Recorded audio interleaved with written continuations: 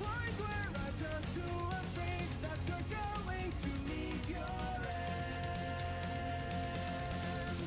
My sins echo out through the fire, and your rival did stand in my way.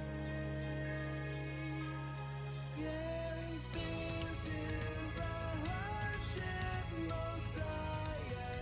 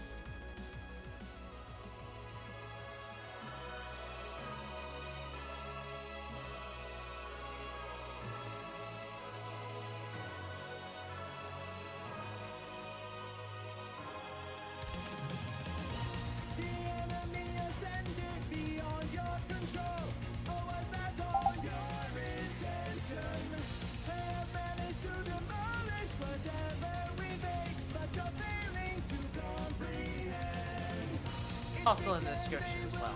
I want to thank Adamir for the thumbnail and some graphics in this video as well. Thank you all very much for watching. I hope you learned something new and maybe joined in on the debate for the potential changes in the future releases for the game for difficulty polls. Have a good rest of your day, everybody. I will see you later.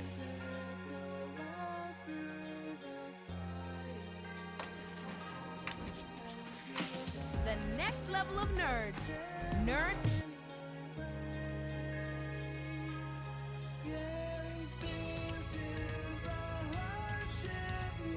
Only given boost barriers and global messages. None of them were given private portal rooms. Only terrifying and catastrophic towers, the two highest difficulties in the chart, were given special win rooms. All other towers would just send you into the normal one, even the insane and extremes. Tower of Ben Trauma would get confirmed into Ring 9, and ToBT was paired up in the room with two of the other insane towers. Difficulty polls were back once again, and because of Ring 9's treatment of soul crushings, it was pretty much no problem to make Ben Trauma insane at all. To make things even easier, the JTOH staff for the first time put out a defense on peak remorseless towers. All towers that were close to the soul crushing difficulties would get boost barriers on them, just like soul crushing towers. This is because people would purposely use overpowered items to beat these towers when the area came out, just in case it became insane. So literally for Ben Trauma, all they had to do if it came back as insane was literally to make the win messages global. That's it. But why do people make them? Allow me to explain that better. You see, Peak Remorseless in a way is actually a loophole. If you want to make a tower that's really hard and have a good shot of getting in the game, you have a really hard task. Due to insane difficulty being the most prevalent soul-crushing difficulty in the game, as it is the easiest, it's your best shot.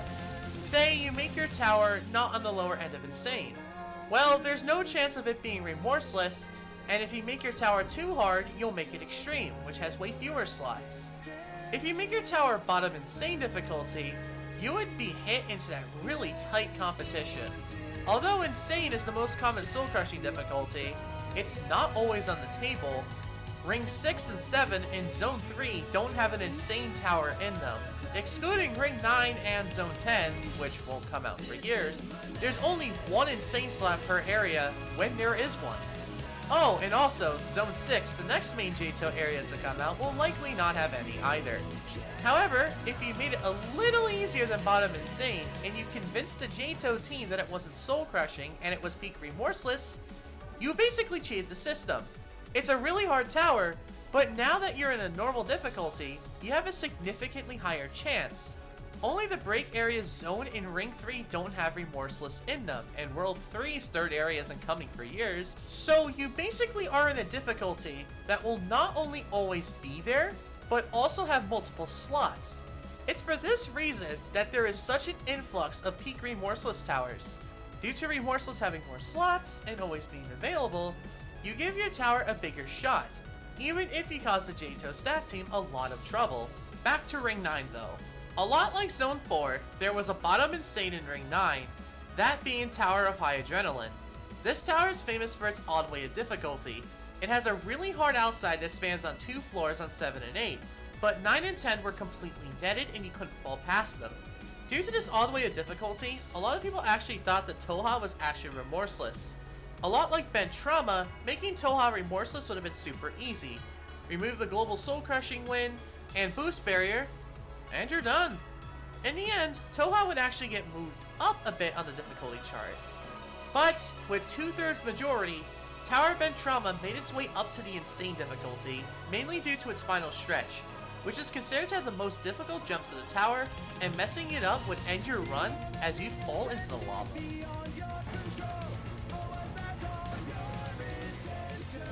Just like Citadel Apparel, this was another auto-confirmed project for JTOH that was confirmed in 2019. It took over 2 years, but it arrived. Unlike Citadel Apparel though, this was meant to be the peak of Remorseless. This Citadel also has 25 floors, and was the longest thing in the game at the time of release. Getting the Citadel into its intended spot was not going to be an easy task at all. During testing, all the curators thought that the Citadel was way too hard, so even before they released the Citadel for the public, they had to go through the Citadel and nerf it down. On release, they still had issues with the Citadel's difficulty. On floor 10 outside, you're able to make a choice. Continue through the Citadel, or you can do an extra section to get a button that makes it so if you fall outside, you don't have to reset your run. Basically, everyone takes this route. This would open up a teleporter at the bottom of the Citadel. The first time you use it would take you back to floor 10's outside part. However, subsequent fails would send you back to floor 6. Very quickly after release, this switch changed, sending you from floor 6 all the way up to the start of 10. Now if you fell below 10, you could fall down to the bottom and just get teleported up there. This seems like a major nerf, however the Citadel is inspired by Citadel laptop splitting, where the second half is significantly harder than the first. So all this did was get rid of you having to do the easier floors after doing them once. Difficulty pulls for cows were also back in action again, and for cows they did have insane options. Despite the nerfs before release and the teleporter one, people still complained about the Citadel being too difficult. The main complaint was floor 23 outside. This part near the end of the Citadel was insanely difficult, and it was near the end of it where people were falling. If you weren't quick enough to realize you messed up, you wouldn't be able to land on anything and get sent back to floor 10 again. Floor 22 to 25 were the hardest floors of the Citadel, and without a doubt were soul-crushing. However, there was a net on 21, and still is, that you can land on, which makes falling inside the Citadel completely harmless. 23 outside was just really hard, and screwing it up could ruin your entire run. Before this section as well, there is 19 outside. If you fall this part anywhere, you're sent back to 10 again. So having to do 23 outside after all of that, and cows being the longest Citadel in the game, just sent many people into believing that there was no way that cows was remorseless at all. While the official results of these polls were never said publicly, this caused a third wave of nerfs to be down to cows again. A whole list of nerfs was never released to the public, but the main one to talk about was 23 outside. It was absolutely butchered, and now is way easier than it used to be. This is the version of cows that is in the game today, and, officially at least, is where it's intended to be. The very peak of the remorseless difficulty. Any tower that is harder than it is insane, and anything easier sits in the remorseless difficulty.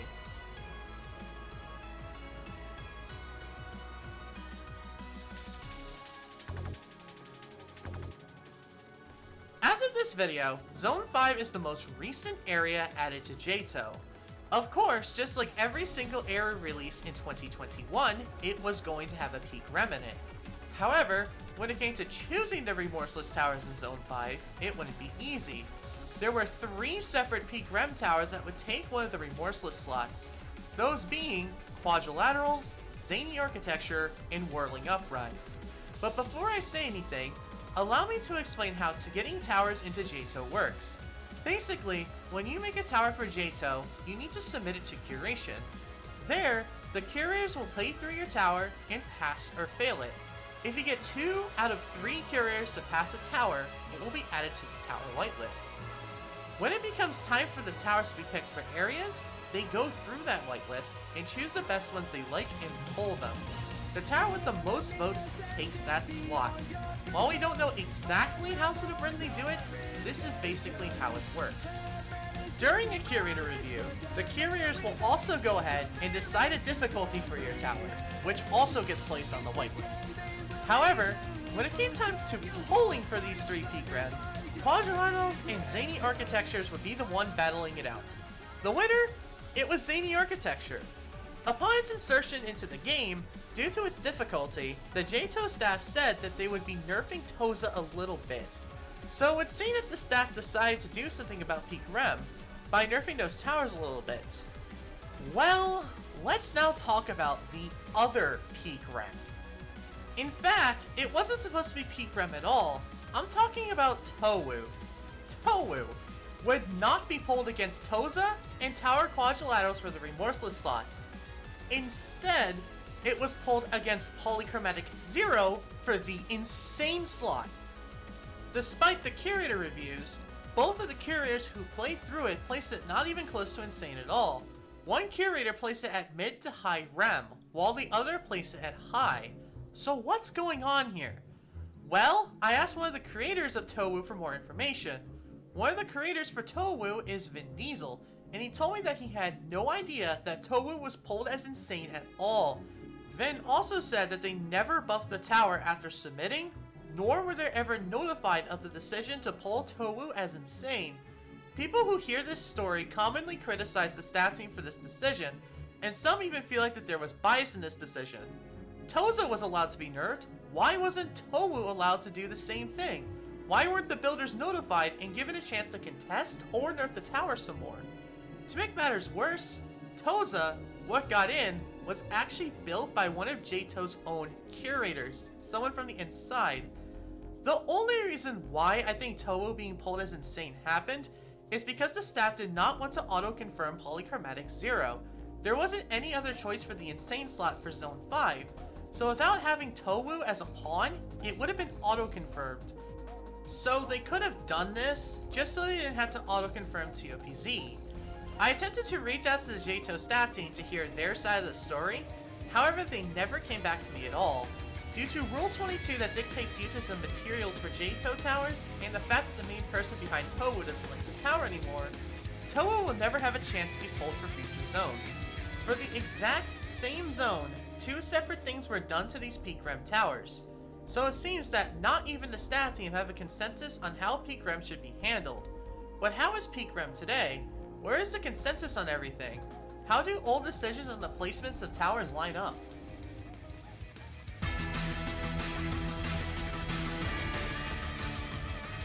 Tower of Zany architecture is still on the difficulty chart as Remorseless today. However, there were no difficulty polls for Zone 5. Difficulty polls were officially discontinued after Citadel Wacky Strategy. There is a decent chunk of people who do think Toza is insane, but it isn't enough to make the staff team budge. Despite many towers actually being called and placed as peak rem, most of them are actually high peak rem on the chart, which is a tad bit below. The official peak of Remorseless though is Citadel Wacky Strategy. This Citadel is as hard as a non-soul crushing is allowed to be. If anything is harder than cows, it is soul crushing. So I decided to go ahead and see what the community thought about that. I decided to ask my fans a community post with some polls. The first poll I sent was with 5 insane towers that were very close to the border with Remorseless. I asked what they thought was the hardest of these 5. Inevitable Failure won by a landslide with 45% of the votes. Bed Trauma and High Adrenaline were very close second and third place. Then I made 3 separate polls, comparing each of the top 3 with cows. I asked the victors of both cows and the other 3 towers to go ahead and go to those poll links and vote. Cows smashed Toha and Ben Trauma, with cows being agreed by 2/3 to be harder than the towers that are actually soul crushing. However, it didn't win against Toy, with almost 50-50 on the votes with it. Now, this is a severely flawed poll. First of all, I cannot guarantee that the people who have voted have beaten these towers. This means people just use word of mouth to choose their decisions, which is not what I was looking for, even though I explicitly asked for victors only. Second, this poll is from a couple months ago. I posted this back in October, so this information may be outdated. Another issue is the fact that a good portion of those who have beaten cows did it when it was harder. In this picture, the white line separates the 2 main versions of cows. The first nerf of the teleporter was done the day of release and has a few victors. These people are using the incorrect version of cows in their consensus. Lastly is a flaw that is unfixable, the JTOH difficulty chart itself. In the case of bench trauma and cows, I am comparing a really short tower with a very lengthy citadel. Some people may feel that TOBT is super hard because it's shorter and more punishing. The raw gameplay is more difficult, but you're doing less of it. Cows is the second longest citadel in the game today, behind Citadel Heights and Depths. Adamir's guide on cows is 40 minutes long. His bench trauma guide, just 8.5. So people may get the incorrect assumption that cows is more difficult because it's long, even though that on 21 to 25, where the floors are super hard, on the inside, excluding the outside parts, is a nice net waiting for you. Another game that a lot of JTOH players are familiar with is Geometry Dash. Comparing VSC, a 17-second level, with a 1 minute 10-second level Slaughterhouse is just considered to be an impossible task. Not only because of nobody in that game beating both of these levels, but simply because their skill sets and whatnot are completely different. JTOH is trying to do this very thing that Geometry Dash just brushes off to the side. It's not fair to compare these games. I am just trying to give you a basic idea, and what I am trying to say here is a very vague and basic idea. It's just meant to show you what the community thinks of Chaos' difficulty. Because of the length of towers and whatnot, it can cause people to very incorrectly misunderstand the difficulty of towers. I even fall for this sometimes. So in this case, it depends on how you see it. If you are a Chaos victor and voted in these polls, do you think it's insane because it's lengthy? Or genuinely feel like it is harder than the insane that was compared? Despite its safety nets, if you are an old Chaos victor, 423 outside is significantly easier now. This flaw isn't a matter of, should we take length into consideration, or should we take the community's view, despite people potentially having a wrong view of the difficulty based on length. It's a very complicated problem, and I am just trying to give a basic idea for those who aren't good enough at the game to be able to play these towers, or those who haven't even played them before. While we do not know for sure, Zone 6 might be around the corner soon. As of me writing this script, submissions for the next area of JTOH, Garden of Ishal, are being reviewed. And they are done reviewing up to hard difficulty from my understanding. So this means that maybe after they're done judging, they'll clean out the tower submissions and get ready for Zone 6. One massive problem. It is significantly likely that Zone 6 will not have an insane difficulty slot, meaning those unfortunate peak rems that could be considered insane will have zero chance at all of getting into Zone 6. And with the staff doing two separate things for two different peak rems in Zone 5, it may be a good idea for the staff team to sit down and consider their choices to prevent situations like this in the future. So what can be done to try and prevent these issues in the future?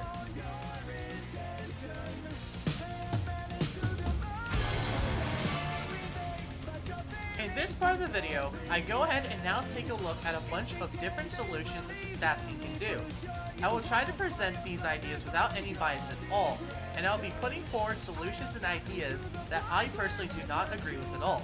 I will try to as well explain the pros and cons of each one so that you can understand it the best as possible. Because I share more pros and cons and vice versa for different solutions, doesn't mean that I am for that side, but because there isn't enough to talk about, or I just don't know what else to say about it. Not every possible idea will be said, and if you have your own ideas, please put them in the comments below. Also feel free to respectfully express your opinions down in the comments. At the end, I will give you a link to a Google form to place your opinions in. After a certain period of time, I will send the results to a staff member and let them take it from there.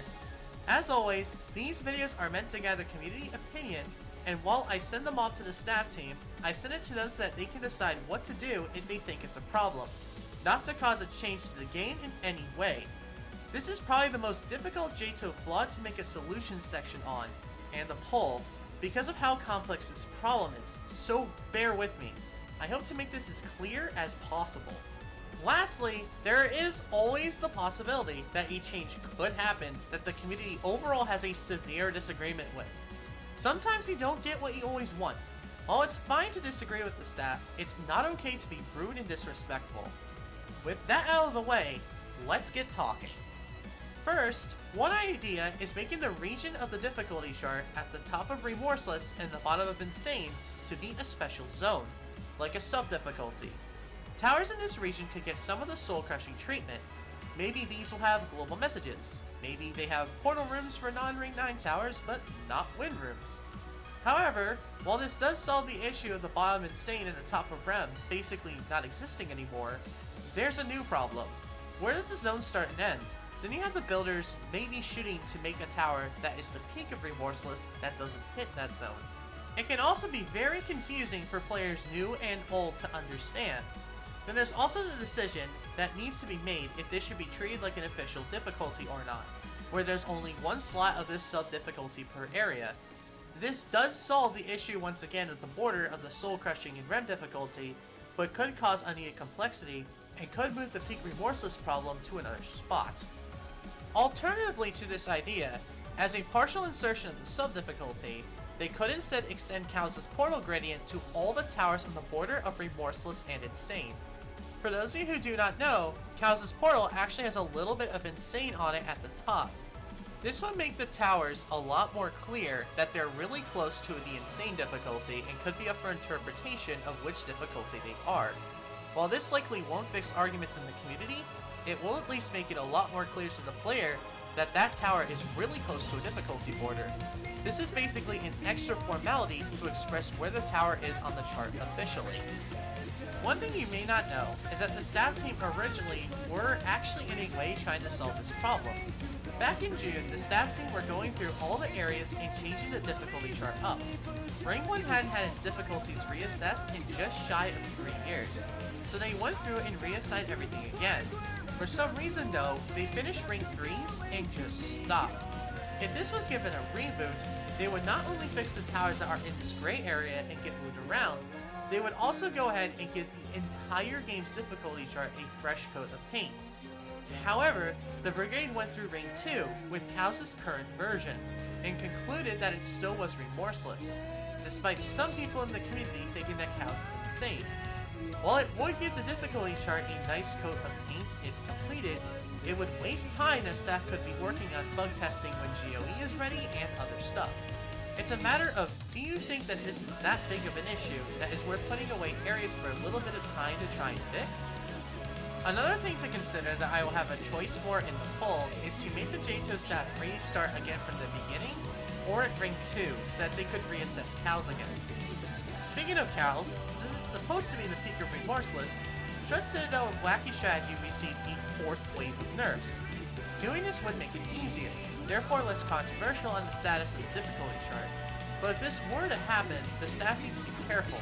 If they nerf it too much, towers that were previously just a tick behind cows could be pushed over into insane, making a problem much bigger than they already had to begin with. Another thing to reconsider is making the insane difficulty bigger. It has never happened that an insane difficulty tower has been moved down to Remorseless as a result of a difficulty poll or overall opinion. So maybe extending the insane difficulty territory a little bit is a better idea, as what is the debatable foundation of this problem is towers being put as low insane many years ago. The difficulty chart has changed a bit as we've gotten to know it better, meaning that these placements could be outdated, causing this whole debate. This would mean that the staff might need a defining point of what is the peak of Remorseless. For example, for this video, I chose Citadel of Peril. This citadel is near the peak of Remorseless, but isn't like where Cows is now. I made another very bald ball for a very basic idea, and it's around 2/3 thinking it's Remorseless. It's impossible to satisfy everybody, this is just an idea, it could be anywhere. I will be asking you, do you think that they should nerf Cows only? Or should they move where the insane difficulty begins and nerf down Cows? Or of course do nothing. Note if this were to happen, they would heavily likely only extend the insane difficulty by just a smidge. Let's now talk about ways to make this not a problem that shows up again in the future as well, as this is something that will require constant maintenance and a keen eye to prevent from happening again. Firstly, should the staff give communication to builders if their towers are not pulled at the difficulties they wished it to be? This is pretty self-explanatory. Remember back when we talked about Towu? Do you think the builders should have been notified or not? Should they have had a chance to nerf it? If you also remember going back to Zone 5's tower pulls, the pick for Zone 5, which was Zany Architecture, received some minor nerfs. Should it always be in good practice that all towers are peak remorseless to receive nerfs? Obviously nothing major, but enough where the tower is a little easier, maybe to remove some stupid difficulty spike or something that carries the difficulty a lot. Another idea I have is for the staff team to make an official protocol of what to do if a peak remorseless tower gets pushed into soul crushing. Basically, this would mean that every single time this happens, that every tower is treated the same. This would mean no more situations where one tower gets nerfed and another one just gets moved up. Of course, citadels will always have to be forcibly nerfed. I will also ask if you think the tower should be forcibly nerfed down or not. Take into consideration if you think it's worth a little bit of time and effort for towers that get pushed up to have portal rooms and with rooms made for them, or not. Lastly, difficulty polls were removed after the conclusion of House's polls. But, since there has been an incident where difficulty polls basically happened for Paradise Atoll, and people commonly complain about Zone 5's difficulty chart being all screwed up. So, should difficulty polls make a comeback? A while ago, I did a JTOH vlog on difficulty polls. If you're interested for more information, check that out. Just note that I find it to be a pretty bad video myself. For a basic rundown, during Ring 9's difficulty bowls, a bunch of trolls attempted to manipulate the results for Champions Road and failed. Due to some other events that happened, some other towers got results which were not received very well. In my JTOH vlog difficulty polls video, I have a way more in-depth detail as to how to deal with the polls, so I won't be talking about ways to make the difficulty polls better. Last thing I want to say, trying to switch up any of these towers' difficulties is going to be a mess. Let me give you an example. In Ring 2, you have Citadel Wacky Strategy as peak rep, and tower difficulty chart as insane on the lower end. If Cows was considered insane, it would have to be forcibly nerfed, as soul-crushing Citadels are prohibited. If tower difficulty chart was moved down to remorseless, people who use tower difficulty chart as their only soul-crushing wouldn't have it anymore. ToDC has been insane for going on 3 years. It would be a massive deal. Then, they would have to find a replacement tower for it, which isn't easy. That requires a lot of work to bug test and takes time from what could be spent on working on a future area. Or, they could forcibly buff the tower, but forcing a buff is really hard. If they buff something to be a difficulty spike, then it could ruin the tower easily. It's a matter of what you personally believe in. It is almost inevitable that any game that gives difficulties special treatment is going to have a problem. Going back to the Geometry Dash problem from earlier, Extreme Demon is the hardest difficulty in the game, and people try to make beginner Extreme Demons all the time for people to do. However, sometimes these levels get put down to Insane Demon. It's a gray area, there are levels in the wrong spots, but it's just considered a natural thing. In fact, there even exists an Insane Demon list, which puts a list of the hardest Insane Demons just to try and challenge people. In the end, it really depends on what you think. Is this a problem worth solving? Is it worth the potential mass of controversy of moving stuff around and nerfing things down? Is it worth the time that could be spent working on other things? With this in mind, it is finally time to end off this lengthy episode of JTOH Vlog. If you're watching this during the premiere, you'll be seeing a really annoying Logan ISL spamming the link to the forum in the chat. There's also the link at the top of the description as well. Or, if you're a madman, here's the link. Type it in yourself. Have fun! There, you can fill out the form. After a bit, I will announce the results on the community tab, but the poll is always open. Thank you Adamir for making the transition pictures in this video, as well as making the thumbnail. My name is Logan ISL, and thank you for watching. Thank you to all of my members who spend $2 a month or more on some special perks. I really hope you enjoyed this installment of JTOH Vlog. I know it's been a while, and it will likely be a while before the next one. Once again, thank you for watching, and have a good rest of your day. See you next time. Bye bye.